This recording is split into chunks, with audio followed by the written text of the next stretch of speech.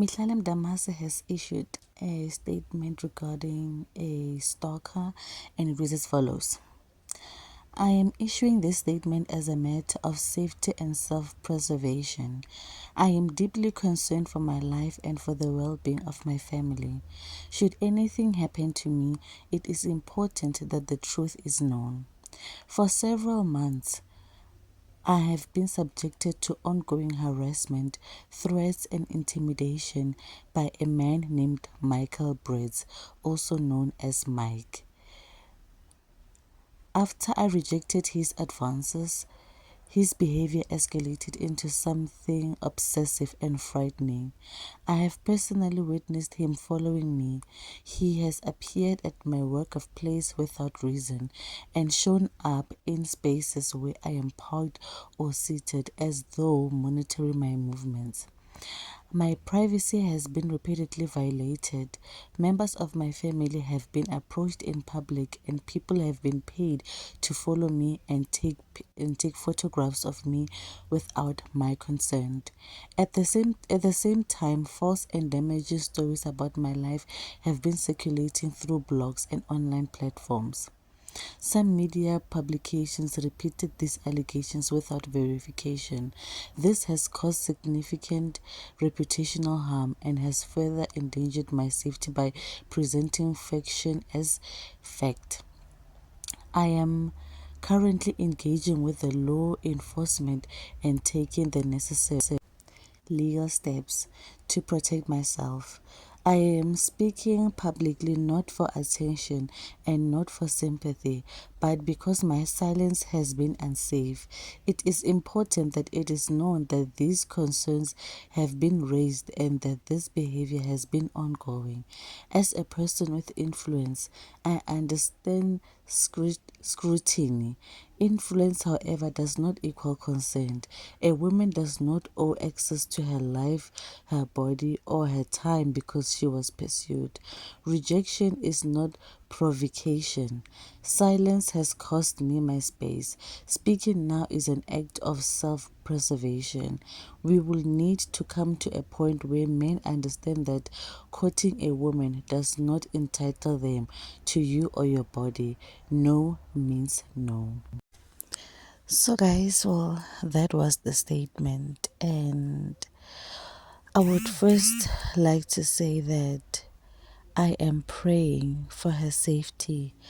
I am praying that her and her family are safe and that it has come to light, right? But we also should not forget, Mihlaline, that because when we say things, people say that we are victim blaming. Mihlale has said everything that happened after she met this man. Why is she not clearing what happened before? Because if I am not mistaken, there were videos about this man on her, with her, right? If you can take it back, if I remember correctly, the same mic is the same mic that she threw a bottle at. That man gave him his money to have a one night stand. I'm so shocked that she's even like an escort in a way, because I didn't know Umitlale does those things. Maybe that's what she was talking about when she said people and social media were running with the wrong narrative and all of that, right? Mitlalem Damase, what happened before? Did you take this man's money? You're not addressing everything. Yes, we pray for your safety. Yes, no man has the right to your body, and no means no. But did you take this man's money with the intentions, with all the agreement between the two of you of sleeping together? Nah. That is, I wish she could have cleared that rumor, because even if she has released a statement about her safety, the narrative is still out there. She still hasn't cleared any rumor. Have you taken this man's money with the agreement of both of you that you guys are going to sleep together? If not, I want every social media outlet to come and give apologies to Umitlali. If you did not really do that, come and apologize to Mitlalem Damas. That's my thing. Stop misleading people. Stop misleading people. If social media were running with the wrong narrative that could have costed your safety, talk about that wrong narrative and clear those rumors. Why are you not clearing them? Or is it because of she never thought that was going to come to the social media? These are the type of people that young kids see as role models. These type of people. The type of women that are seen everywhere with married men, and then when things go wrong, they want to come to us. This is the second time Mitlalem Damas is coming on social media about a man. First time it was Ole Roy, this time it's about this Mike guy. When things are going well, when they're taking people's husbands, when they're taking husbands' money, they don't care. But when things go wrong, they want to come on social media. That's my thing. That's what really angers me with this type of women. And Mitlalem Damas doesn't mean it doesn't really like seem like she needs a man's money. This woman has money and she worked hard. She worked for years. But she must not mislead you guys. No way.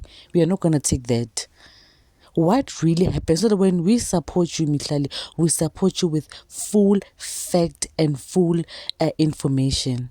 Do not make us fools. Do not do that. No way. No way. And I refuse. I refuse to take this statement. No way. Clear those rumors. What really happened? And even if, yes, okay, I would have to say this. Even if you had been going out with him, it does not give him the right to stalk you, right? But did you take his money? And if you took his money, did you pay it back? What really happened? Nah, I don't like people that makes me seem like I am a stupid person. I am not stupid, no way. And I run with facts. Hence I'm asking these questions. She must come and answer those questions, guys. No way. There is no way we are going to be fooled like this. Again, no way. No way. She must come and answer those Ntwela. Yes, we pray for her safety. She does. No woman deserves to be harassed like that. But what really happened? She is skipping that part because she knows. She must know something that we do not know. What is it? What did this woman do to that man? What are the rumors that they were talking about that she is afraid to clear? What are those rumors? No way.